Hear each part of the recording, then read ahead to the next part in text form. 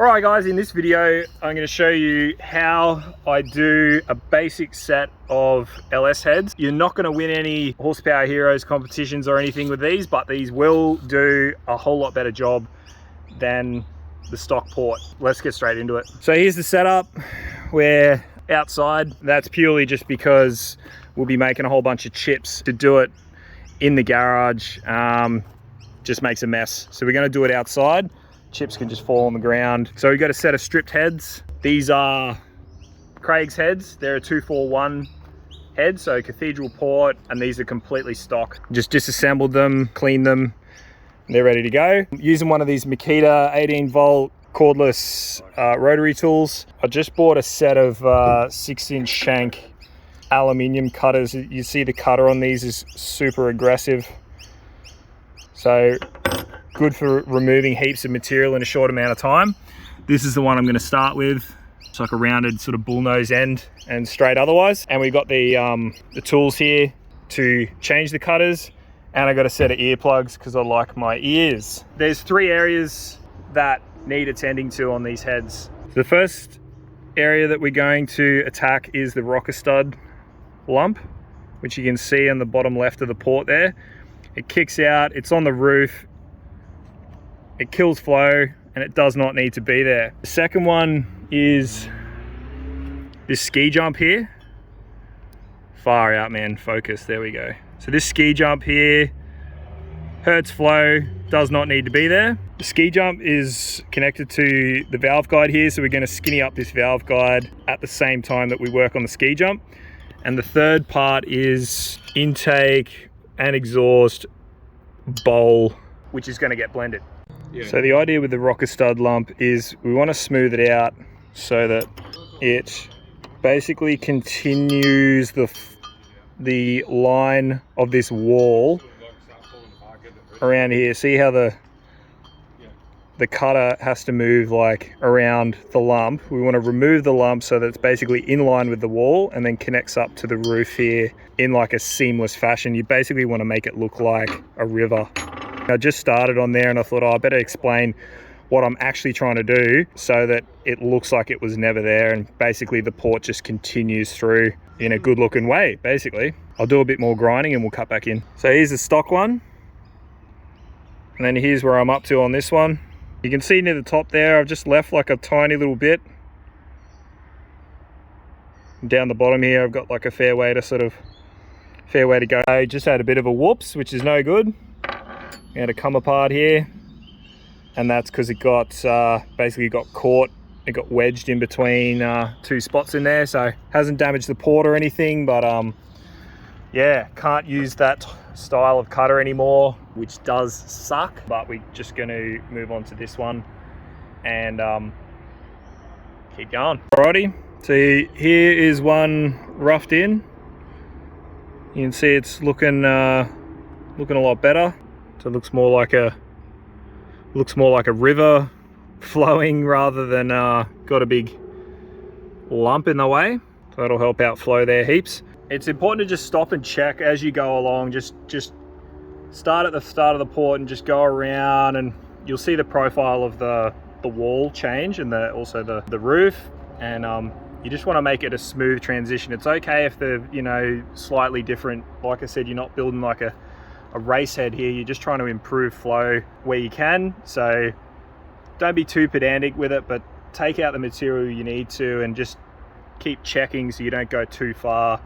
You can always take more out, but you can't put it back on very easily. So on this one, we've broken through to the rocker stud cavity, which I think we're probably going to do for all of them. So that's normal. And your rocker stud or your rocker bolt, when it's done up, will seal that. You put a bit of sealant on the threads and that if you're really pedantic about it. But we use 2 cutters. So we use this one. This will sort of help you get around corners a bit, if that makes sense. It's sort of a bit better than just a straight one. I broke the straight one, so we're going to have to use the cone, like this conical one, and then supplement it with this to get sort of around the backside where we need to. So I'll go and bang out a couple more of these and we'll have a look at them.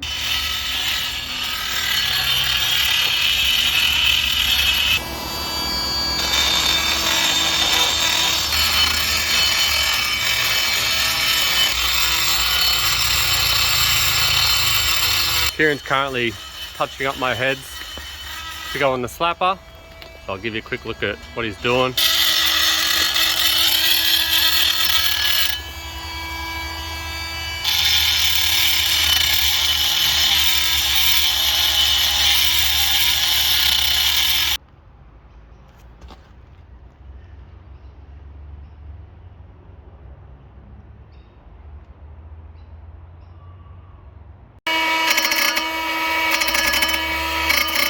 All right, so I just gassed ahead and just did both heads. So I always prefer to, even though we're going to do different areas of the port, I always prefer to do the same area across both heads so that you get sort of like a muscle memory going. It just makes it easier to replicate. So we just knocked the rocker stud lump off all these ports. So I'll give you a look at what they look like. That's what they look like.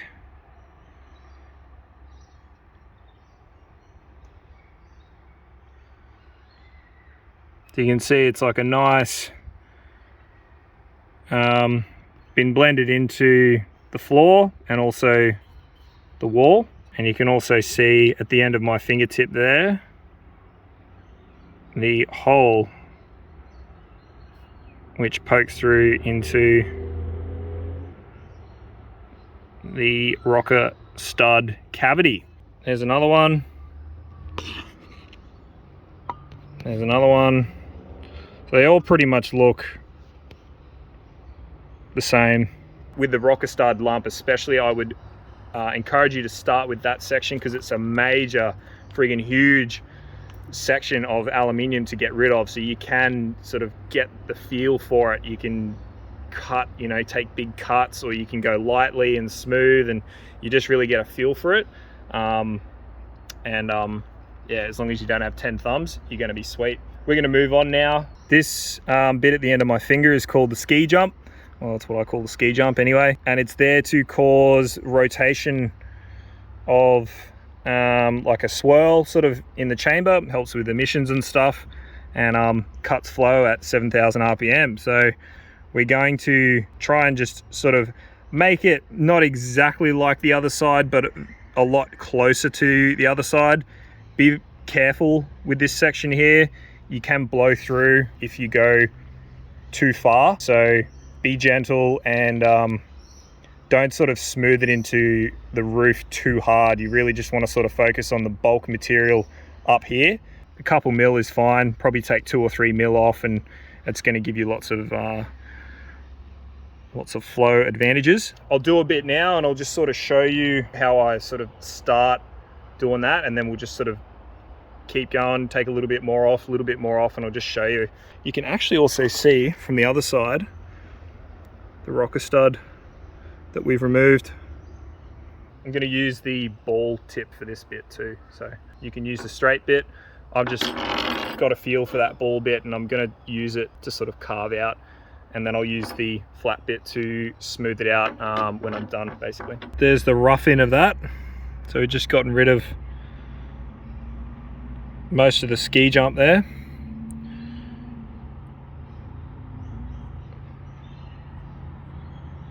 Took a lot out of the valve guide, basically down to the actual insert itself up the top, and then just sort of feathered it in. So now that's done, we'll do the other head, just so I've got the ski jump part all the same, and then we'll move on and do this other side here. And this is all we're doing to the exhaust port. So pretty much the same as the intake, just a bit less hectic. We are doing a skinny up of the valve guide here, which I actually use this bit for. Very aggressive cutter, so the finish is not the best. But yeah, just basically blended it in down through the sides here. Like that. Took a whole bunch of material off there. Very light dusting up here. There's a small lump right at the end of this cutter. Don't take it all the way down because you will break through. Just skim the top of it, just get the bare aluminium showing, and try and do the best you can to blend it, but do not go too far there. And then the opening here, a little bit more aggressive, just opening up the roof of the port to more of a D shape. So we keep the flat edge here on the floor, so heads are upside down.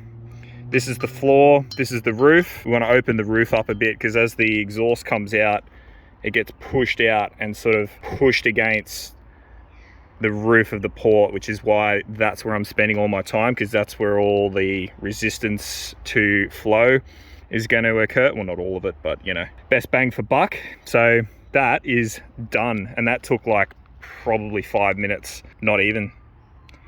While I'm here, this is another exhaust port that I've started. It's just next to the one that's complete now. You can see I've already had a dig at the valve guide from up top, and now I'm going to clean it up from this way and smooth it and blend it. All right, just another geese at the exhaust port here. So just finished off the second head. So all the exhaust ports are done. I'm not touching, like I said, I'm not touching the floor of the port at all on the exhaust, and also around the valve on the exhaust. We're just going to flip over to the other head. The heads are done apart from some intake stuff on this last head. We'll go back to those and show you what that's all about. The intake ports are all done. This has not changed the shape of the port. Yeah, so the port has not changed shape at all. All I've done is knock the casting dags off the wall, the floor, and the roof, which is basically just running a flat, like a straight edge cutter along it and just removing minimal material from it. It's just so that instead of looking like it's just come out of the cast, where that's the cast sort of look, it looks like that instead. All right, so you can see all the little cutter marks in there, and even these dark bits here are parts of the original port, right? So it's not really any bigger. It's probably like 1/2 mil bigger, but it's everywhere, not for any sort of flow or anything, because I haven't measured it. Haven't measured the flow of any of these ports actually. It's just pretty much a carbon copy of what I'd done on Cuddles back in the day. After doing a fair bit of research, I thought, what can I try and do to these heads to get them performing better without having to put them on a flow meter and frig around. And I just wanted like something easy that I could do that was definitely going to improve the flow characteristics of it. So that is part of it. Like I said, super basic, don't even touch half the port, and I don't even blend around the bowl. You can, we're on a super time crunch here. Honestly, if I had the time, I probably would go around and just blend in the exhaust seat as well, but not today. So yeah, let's carry on. I'll just quickly show you these finished ones again of the blending around the valve seat that I've done. Right at the end of my fingernail here is actually the valve seat, and then the more shiny bit is the aluminium. So the valve seat is made of steel and aluminium, obviously aluminium. All the black parts are untouched aluminium. I've run a straight cutter. I've taken probably 1/2 mil off this throat area in here. Not this. The end of my fingernail here is the part you do not want to touch, because then your valve won't seal properly. The end of my fingernail here is where you want to just sort of blend that in. And you can see from factory, this black sort of bit in the middle, I've gone all the way around here, and that black bit is still further in from like the port and the seat. You can blend that more if you want. I'm not, I'm just like doing a super minor blend. It's probably only going to give us a few horsepower, but it's all these little bits add up into, you know, 20 or 30 horsepower at the wheels. But let's move on. We'll finish these heads off and then we'll get them cleaned up. So I'm just going through and doing this blend. This is what I've just done then. I just want to show you sort of what it looks like from factory. Right at the end of my fingernail is that bit.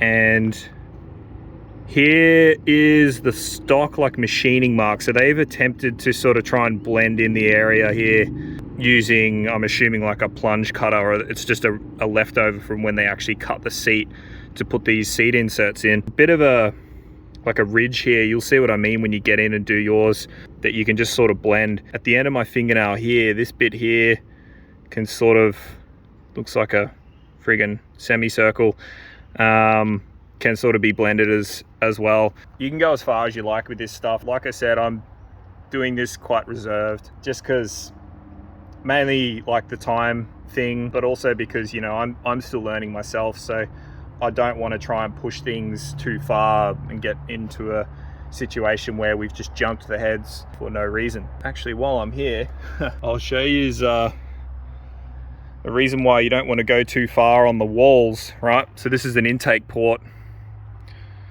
which runs through here. You can see here these two cutouts are for the pushrod holes, and they line up, right? Roughly this line here that's on the end of my fingernail lines up with the edge of the port, right? So you can see how thin the port gets here. If you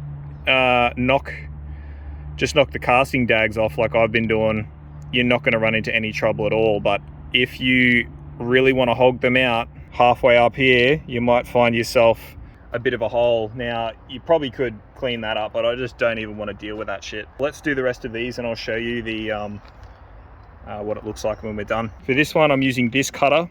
He's got a nice set of these, but they're all like a short shank, whereas the ones you probably want to get into your head with are a bit longer. So, but the finer cutter is perfect for doing this bit here. Nice and smooth, right next to the valve. The smoother the better for, you know, your airflow control and that. The port, not so much. You can leave the port sort of straight off the cutter there and it's not so detrimental. I just want to say, if you're doing this at home and you've got time, you know, you might be building an engine, you might be saving up for other bits, but you've got the heads and you think, sweet, like I'm gonna have a go myself. First of all, good on you, because a lot of people shy away from this stuff, and all that it takes is for you to just start. You know, you might get a bit scared or whatever. You might think, oh, I'm out of my depth, and at the start you will be, but it's okay to have a go at this stuff. Anyway, I'm leaving the finish of the ports straight off the carbide cutter, like that sort of finish. You can get like a long mandrel with sort of sandpaper rolls, and you can go over, you can polish. You know, when you heard of like a port and polish, that polish part is what you do is basically like 60 grit sandpaper on a cartridge roll, and you just smooth out the entirety of the port basically. And that's when you see like those really mint looking ports. That's what they've done. They've spent hours on each port. We're probably spending an hour, like on average, an hour per intake port and probably 20 minutes per exhaust port on this. You easily double that to get them all smooth and nice, you know. And if you want to post pics on Instagram and not get smashed, then you want to kind of clean it up, because otherwise you are going to cop it, because it does look a bit gammon. But as for the horsepower gain you get from that, you might get a couple horsepower, but we're not shooting for max horsepower figures here. We're shooting for maximum bang for buck in a short amount of time. So it's just something to be aware of. Let's jump in. I'll do all these short turns and I'll show you what they look like. There's one done. So that is the short turn in there. You can see I've blended it into the valve seat here, and before I'd finished there was actually quite a few little sort of dips in there, and I've managed to clean them up with taking minimal material off, which is great. You can see on the side here, I can't get a super good shot of it, but that sort of section there, you can really see that like with a bit more grinding, you could take that back and it would all be nice and shiny and smooth and flat and sort of in line. Just remember that doing that means you've got to sort of blend that through here. And with a cutter that's that long, you're not getting in there. So you need a nice long cutter to sort of blend it into the other work that you've done sort of over here. Like here's a good shot. You could take that back and blend it right through into here, which is where the ski jump used to be. And you'd have a pretty mint looking port if you did that. I'm still happy with that. It's still going to be a gain, and still very much worth your while doing that. Let's move on. I'll do the rest, and then we'll finish up around this valve guide area and just knock the casting dags off the ports. Alrighty, all done. Here's a look at them.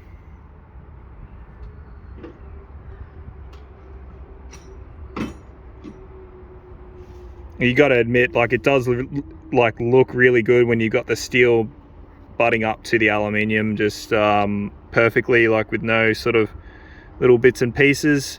And trust me, the temptation is real to take all this stuff out, but like I said, that it just means that you know, we'd be doing ourselves a disservice without blending it right the way through, which I cannot do this time with this cutter. And just really don't want to use one of these really aggressive cutters because it'll just ruin the finish. And I'd just rather leave it stock and just sort of blend where I can. Really super basic, guys. I'm not saying this is like a, you know, it's going to make 1,000 horsepower aspirated or anything.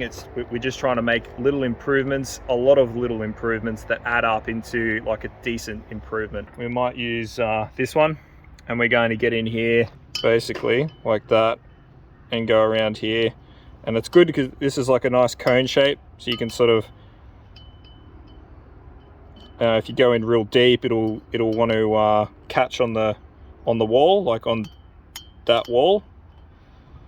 So you can bring the cutter out and you can attack the side of this without getting caught and risk breaking the end of it off like what happened to this one. So if it gets caught on both sides of the wall here, you can imagine it's not just cutting on one side anymore, it's trying to cut on both. And the load that gets placed on this head is just too much for it and it'll break off. So yeah, exhaust port looking pretty. Not really pretty, it's just smooth, looking good. So yeah, we'll finish these off. Let's get into it. All right, so we just skinnied up the valve guide there on the left hand side, tried to make that like a kind of trench that out a little bit, not a lot, and just sort of blend it into the valve guide itself. We've also just knocked off the casting dags off this wall and blended that into the roof, making like a little sort of channel up the side there. I'm going to keep going. I'm in a bit of a groove, so I'm going to flip the head over and we're going to do the port floor. Not going to take much off that at all. Like I said, just clean up the casting dags and smooth it, blend it into all the other work that's been done. Here's a pretty good shot actually of the blend job we done through here. Kind of looks different on camera.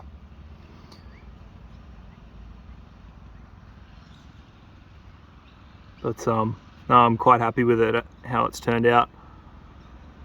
And also the ports look a lot more sort of groovy and rutty than they actually are on camera. It sort of like accentuates it. It's actually relatively smooth, but yeah, you can see each individual cut here pretty well. So those are the sorts of things that you would smooth out with that sanding roll I was talking about. So keep going. They're done, so it's time to clean them up. Just going to gurney get all the chunks of aluminium in that out, and then we'll dry them off with some air.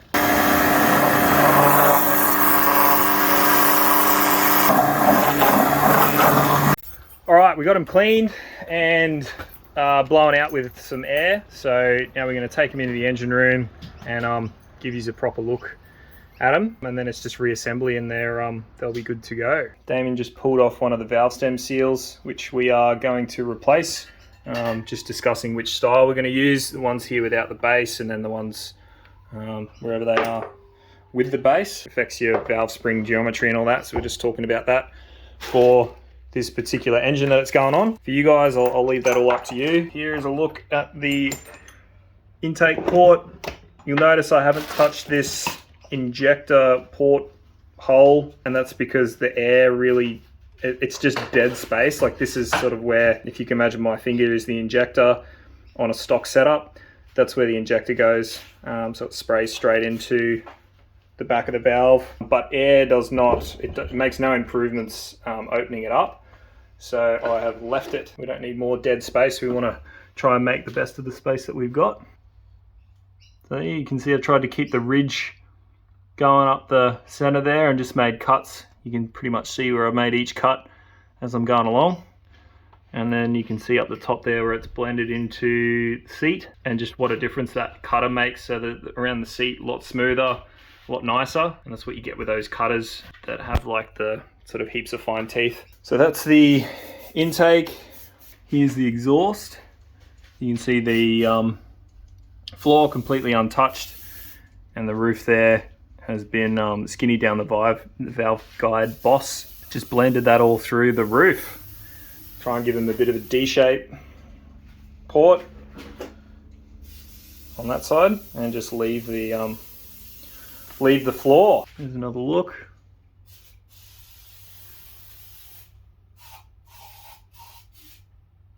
So there we go. Apologies for not getting too much footage of me actually doing the porting. Just with the time frame we had on these, this took literally 2 days, and setting up the camera and stuff like that was not going to work this time, just because we've literally got like a couple of days to get this engine together and get it in the car. Otherwise I would have done a bit more, but there's plenty of videos out there on YouTube, which I encourage you, don't just look at this video. There's plenty of blokes out there who've done their own ports on LS alloy heads, and I encourage you to go look at all those, because then you can help form your own decisions on what you want to do with them, how far you want to take it. If there's any questions or whatever, whack them down in the comments. Like I said, I don't know, it probably took like 15 or 18, well, maybe, yeah, 15 hours total, start to finish, and that was including disassembly, and that'll include reassembly. So yeah, for your first time, just take your time, do one bit at a time, and make it so that you can replicate it across all 8 ports, across both heads, because that's the key. You don't want to have one port looking different to the other. And if you try and do a whole port start to finish and then try and do it again, it will be different. Whereas if you do one bit, it's much easier to remember what it feels like and what it looks like, and to replicate it. So that's my advice. Thanks so much for watching, guys. From me and Damien, really appreciate you guys checking out the channel. If you guys are into like performance LS stuff and you haven't seen the other videos that we do, I encourage you to check them out, because we love this shit and we are going to be doing more and more of it. So consider subscribing if this is your jam, but otherwise we'll probably see you on the next one. Catch you later. Cheers.